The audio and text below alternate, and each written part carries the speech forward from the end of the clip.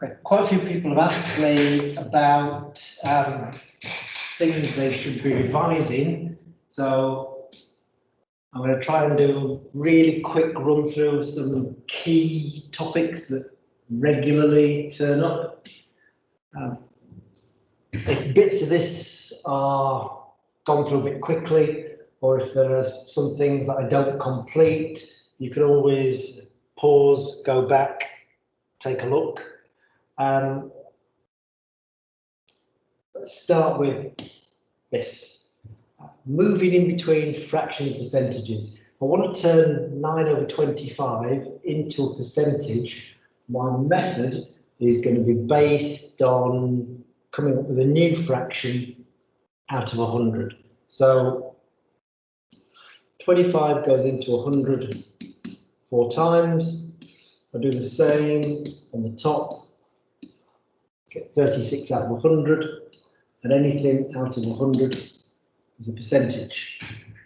So 9/25 or 9 out of 25, 36%. For the bottom left one, 30 doesn't go into 100, so the middle step is a simplification. Then if you do the same, divide 3 times 10 on the top, you get 4 there, 40 there, so this is 40%. And for turning percentages back into fractions and simplifying them, put the percentage number over 100 and then simplify. These are both in the 5 times table. So divided top and bottom by 5. Second one, again, put it over 100. This time, not dividing by 5, but they are both in the 4 times table. So there's my simplified fraction for 68%.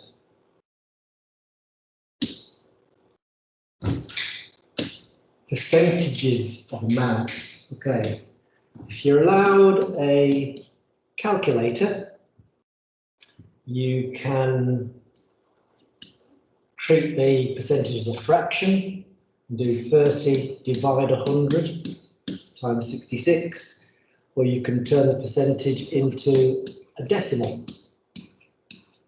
It's still a multiplication. Or without a calculator, I would divide by 10 to find out what 10% is, and then I'm going to need 10%, 10%. I'm going to need that 3 times over to make 30%. Add that up.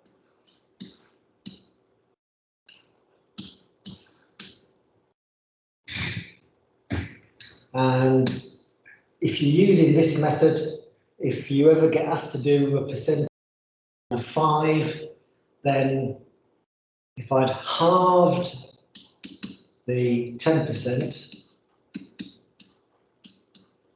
I would have got that 5% is £5.30. Didn't need it this time, but quite often you might do.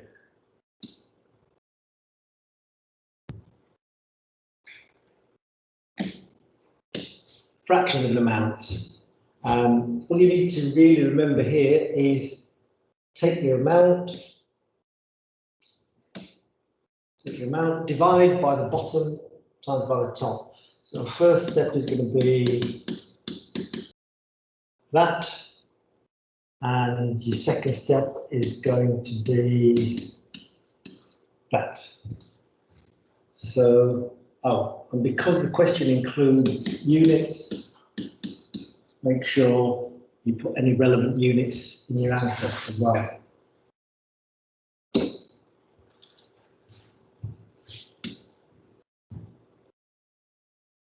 Adding and subtracting with fractions. The one thing that you absolutely must not do is add the tops, add the bottoms. See it all the time, every year. It's a common misconception. It's not a valid method. It's never going to work. What we need to do is find a common denominator, 3 and 5. So we're looking to find the lowest common multiple of 3 and 5. The first thing that's in both those times tables is 15. So I'm going to convert these fractions to 15ths. So for the fraction on the left, 3 into 15 is a times 5. So that's top and bottom. And 5 into 15 is a times 3. Top and bottom. Now that they're both 15ths, we can add across the top. I have occasionally seen people mistakenly add the denominators. Please don't do that. 8 over 15. And if this question had been a subtraction, the method would have been exactly the same. 1/3 minus 1/5.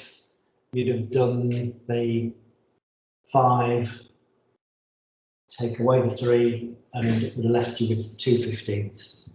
Another example here, slightly bigger numbers, but 7 both go into 56.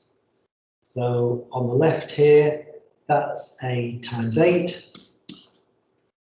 We'll do the same on top. Over here, that's a times 7. We'll do the same on top. And then add. Both of these answers can't be simplified, so nothing else to do. But with this type of question, if the exam question is the simplest form, then that means, if possible, you must simplify. Like I say, not possible here.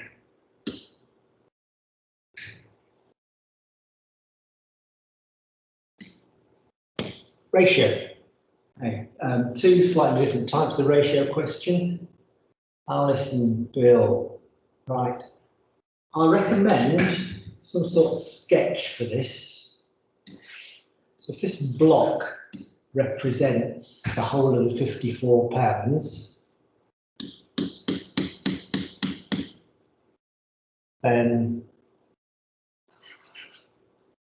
those 2 parts must be Alice's, and then these 7 parts must be Bill's. That's 9 parts in total, so I'm going to share that 54 9 ways. Means every bit of this is worth 6. So Alice is 2 lots of 6, it's 12, and Bill's 7 lots of 6 is 42.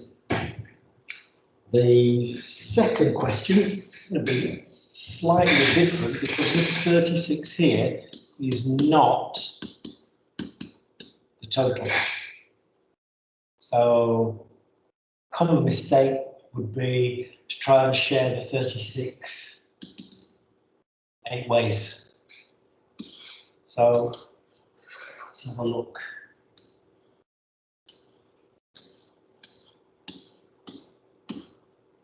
So T, coffee, 5 to 3. The 36 is just that part. So the 36 needs to be divided by 3. So that's 12, 12, 12. Yeah, 12 on all of those. And 5 lots of 12 is 60. So that's that. Next one. Prime factors. Here's an example already done. Start with 150, and I've just kept breaking it down into factors until there's only prime numbers left. Please remember that 1 is not a prime number. Prime number number is 2, and I've written for you here the first 7 prime numbers. They will get you through most of your foundation level GCSE maths questions.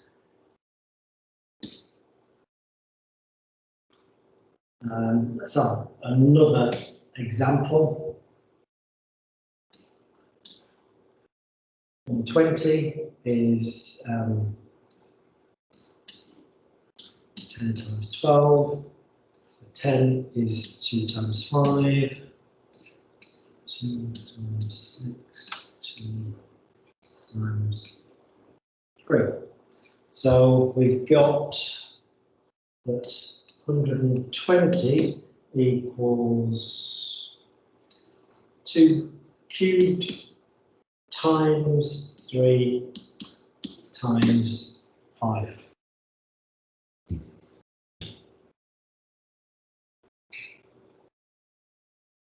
Okay, moving on to some algebra stuff.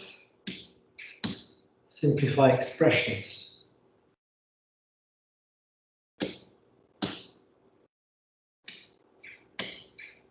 Okay. 3a, take away a, leaves you with 2a, and this plus 5b, plus another 8b, 13b. Be careful with the second one. The 4x take away 7x, that becomes negative. And here, 9y take away 6y leaves you with 3y. Quite often get asked, how do I know whether that should be a plus or a minus in between? Simple answer is, whatever comes after, in this case the y's, is still positive. Yeah? Started with 9, took away 6, it's still a plus y. So that's why that's a plus in the middle. A plus a, 2a, 4a. And this last one, common misunderstanding here results in people changing powers. A squareds can be added and subtracted with other a squareds, but addition and subtraction doesn't change any powers. So if you start with 5a squareds, take away 3, you'll still have 2a squareds left. And if you start with 6a and take away 9, that will become negative. See quite a lot of mistakes in this area, particularly with subtraction and with negative values. So a few examples there. Substitution. 3a plus 2b. So that means 3 times the value of a. And when a is 4, that means 12. And when b is 6, it's also 12.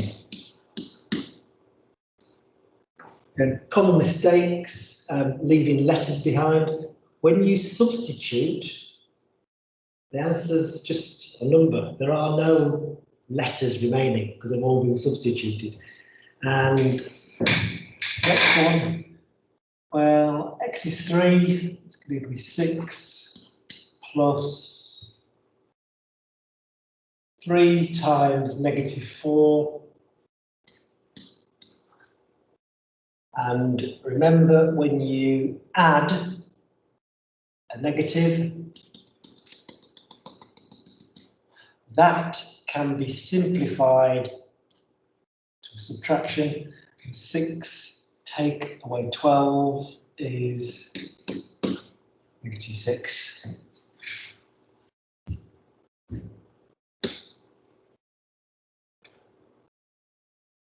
Solving equations. Start with the simpler one that's just got unknowns on one side. I would, because a +3 and a -3, they will cancel each other out to 0. So my next line of working out will look like that. And then to separate the 5 from the x requires a division. So x equals 7.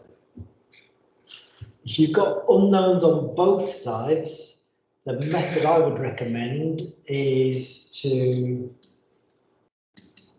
zeroize the smaller unknown. And because 2a is smaller than 5a, if I subtract that 2a from itself, that will leave 0.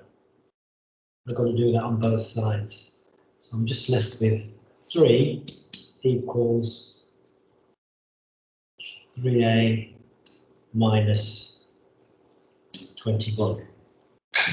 So now that I've got the a's where I want them, I will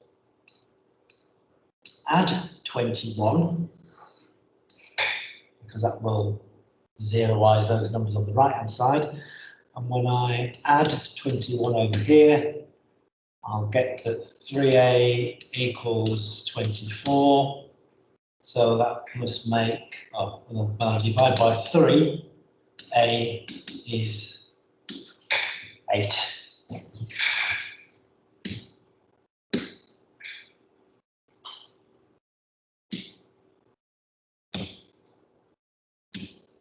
Expanding brackets. You've got a single term outside brackets. Please remember this pattern. The thing outside has to multiply each thing inside. So that means 5 lots of 4p and 5 lots of 3. And when you've got double brackets, we've got first times first, first times second, second times first, second times second. So from that, we will get x squared plus 9x plus 3x plus 27. That in the middle can be simplified. And we end up with x squared plus 12x plus 27. Most of my students do fine when it's a plus in both brackets. Just want to have a quick look at an example where that's not the case. So let's try x plus 4, x minus 6. So first times first will give us x squared, minus stays with the 6, and positive times negative, I'll end up with minus 24 there. And minus 6x, add 4x, we will still have minus 2x. So there's that one. Be careful with your pluses and minuses.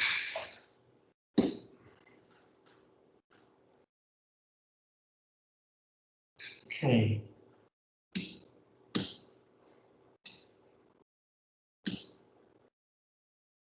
Area of compound shapes. If it's one of these L shapes, my suggestion would be split it into 2. Doesn't matter whether you do that horizontally or vertically. I'm going to call this part A, I'm going to call this part B. And A has got an area 2 by 7. And common mistake with part B is to do 10 by 4. But because of that 2 meters, this part is only 8. So what we've got here is 8 by 4.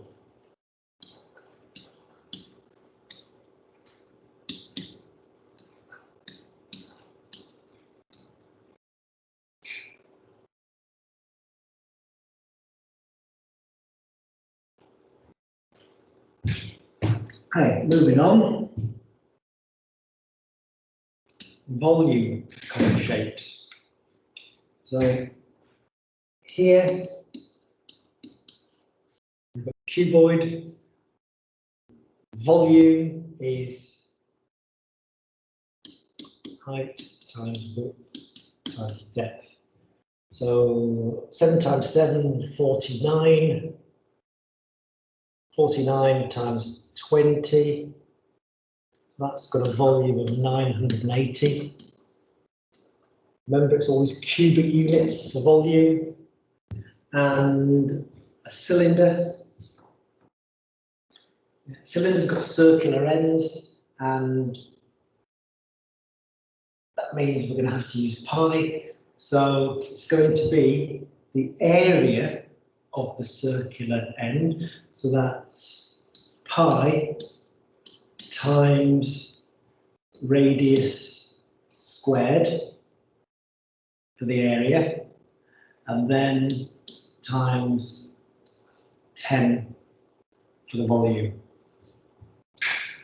In the interest of time, I'm not going to complete that, but that's what you do. Tap it into your calculator. That's the volume of that cylinder.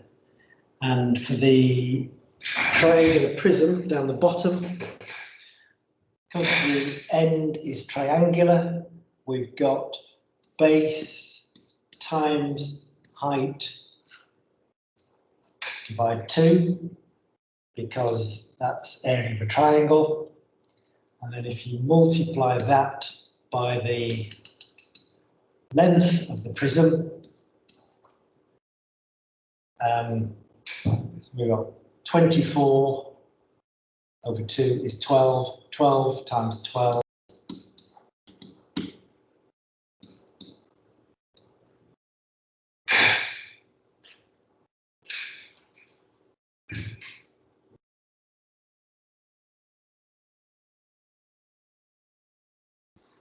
Okay.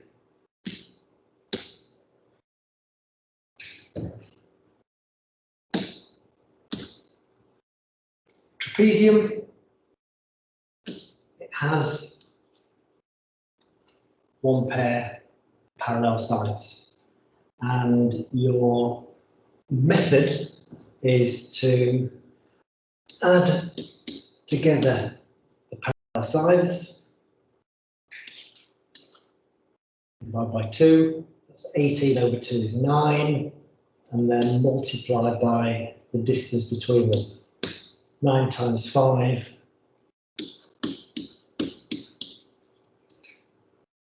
45 centimeters squared. Yeah, it's an area question. Make sure your answer is in square units. And last one for now. I'm not saying these other things over here are not important. Just a limit to what I can squeeze into a single video. Parallelogram.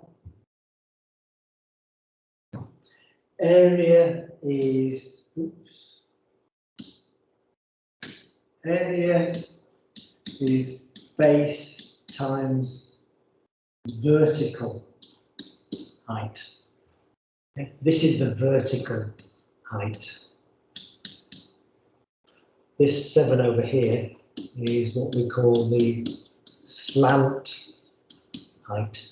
Please don't use the slant height for area. So 15 times 5 an area of 75 centimetres squared. Where you would use the slant height would be for perimeter, because the distance around the outside of the shape would be 15 plus 7 plus 15 plus 7. So that would be, and for perimeter, perimeter is a length, so make sure you don't put squared or cubed onto perimeter calculations.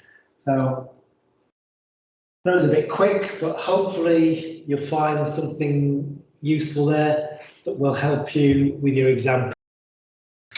That's me signing out. Thank you.